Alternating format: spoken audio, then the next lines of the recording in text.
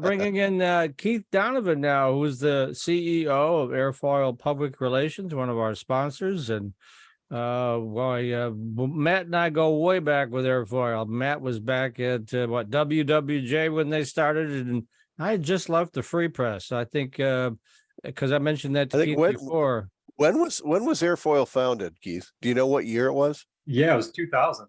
Okay, so yeah, I was actually still with Cranes, Mike, at that point. Oh, you were with Cranes. That's right. Yeah, no kidding. It is a while back. Where did all this time go? Anyway, especially I look in the mirror and I go, "Who is that guy?" Yeah, who's the old guy? Yeah, it's me. All that red hair, right, Matt? So yeah. My grandkids have it now, so they do. Yes, I've seen them all. So all right. So anyway, trade shows coming up. And Airfoil does lots of things. In fact, let's start off with that. I know Airfoil. Matt knows Airfoil, but heck, there might be, I know it's hard to believe, there may be some people out there that don't know what Airfoil is. So what is it, Keith? Sure. Well, Mike and Matt, good to see you. Thanks for having me on. Yes, as you said, Airfoil has been around here in the Detroit area since 2000, and we specialize in marketing and public relations, really for a lot of different industries, but largely in the technology sector, automotive, manufacturing, a little bit of healthcare as well.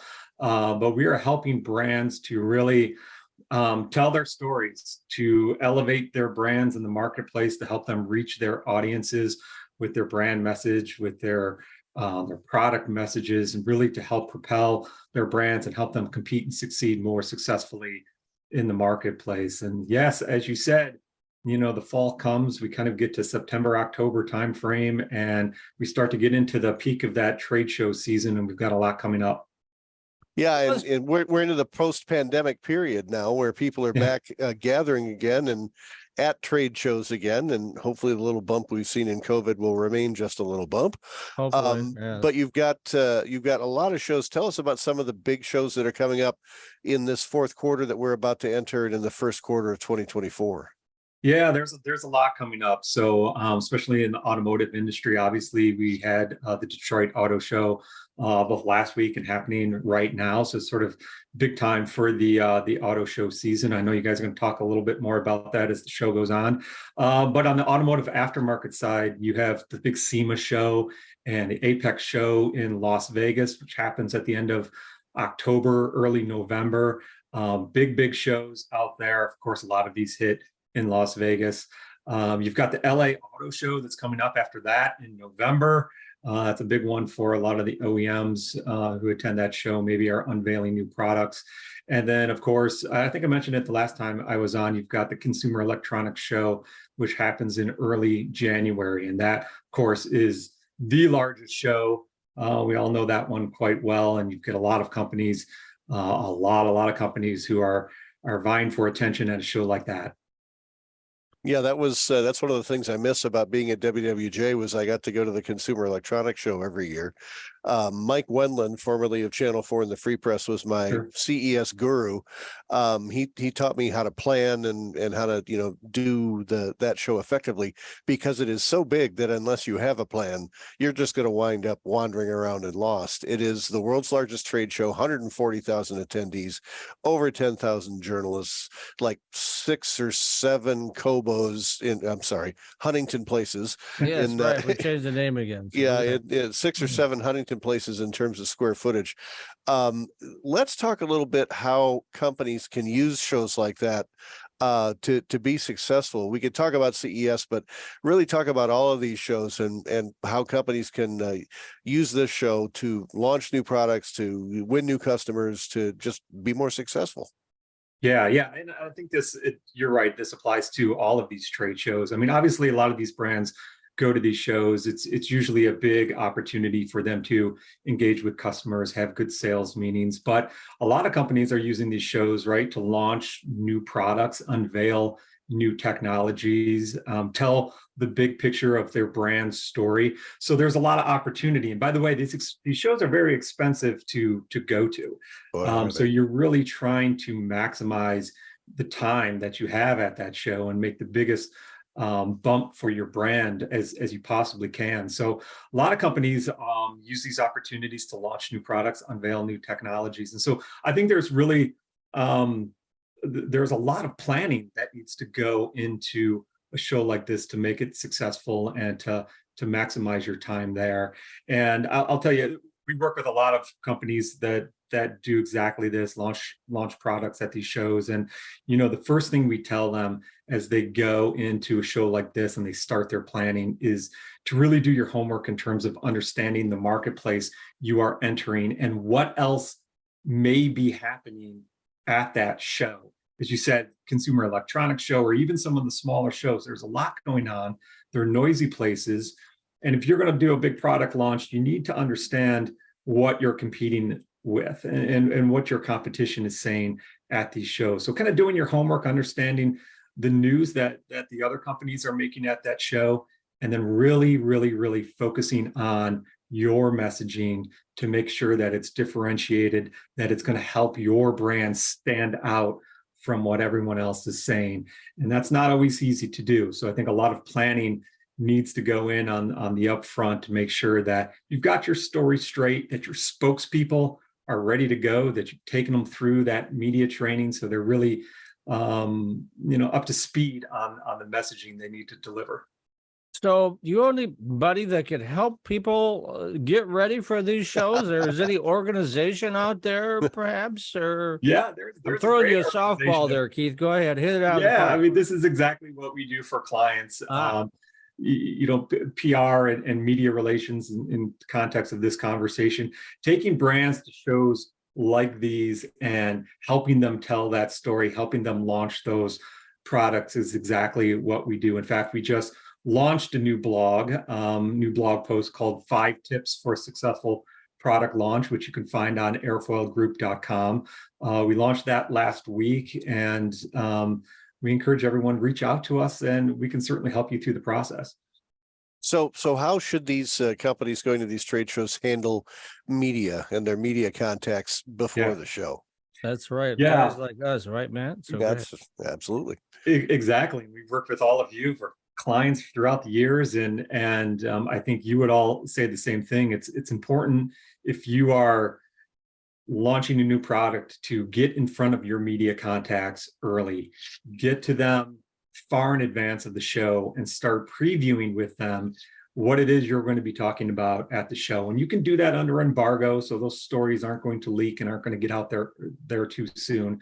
But to start to work with your media contacts early, if you have the opportunity, get the product in their hands, get the technology in their hands, do a brief demo of that technology, even if it's sort of a sneak peek of what's coming, to help them really understand kind of what that story is that you're going to be telling. And also to work with them to find out what else do they need in order to develop the stories that they're working on. A lot of reporters, they'll go into these shows with a plan, right? They've got certain technologies, certain trends that they're going to follow.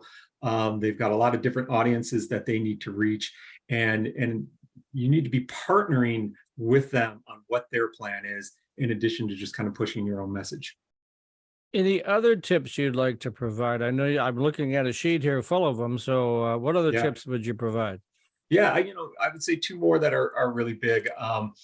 Matt, you brought up CES, and obviously it's a huge show. It's very noisy, and just showing up at these shows, putting out a press release, hoping for the best, that's not going to help you break through the noise. You're really going to need to think about ways to be creative, to think out of the box in order to get your product to really jump off the page. And you'll see companies spend a lot of money to do exactly this, and invest in experiences within their booths, using technology, using AI, using augmented reality to immerse their audience in their story, to help that brand story really come alive, so that it can be different and memorable compared to what everybody else at that show is doing. So you really have to invest the time. You've got to spend some money, but really think through how you're going to get that product to jump off the page. And I would say the other one would be, these shows are a great venue to have a big moment for your brand, right? To make a big product launch or technology unveil. But you really need to think long-term as well. You could get a big splash, build a lot of buzz, at one of these shows, but you also need to think about kind of the long-term story and how the chapters of that story are going to unfold so you can sustain the momentum around your brand that you build at these shows. I think that's one that often goes overlooked. People focus so much in getting ready for that big trade show. They unveil the product, they make a big splash, and then things go quiet. But it's that period, it's those months after the trade show, that's really where the sales start to build. And when your sales team is really kind of hitting their strides, you need to be out there supporting them well after the show with a good story around that product and around your brand. So how would you suggest that people do that then? Would you think maybe mini product demos or events, that kind of thing after the big trade show? Yeah, absolutely. This is, you've got the big crowd at the trade show, right? You can kind of unveil it to the masses. But I think after the show is where you really get personal and you get intimate, you get one-on-one with some of the key media that you're looking to target.